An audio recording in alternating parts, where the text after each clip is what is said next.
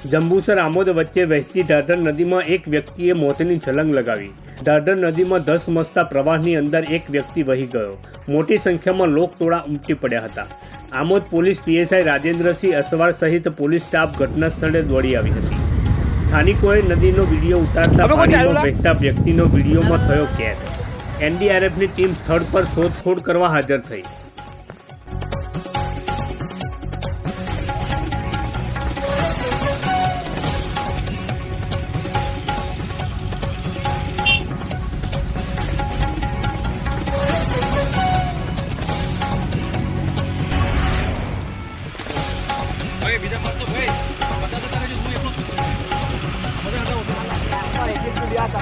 चंपल भी है चंपल भी फैमिली पूरी है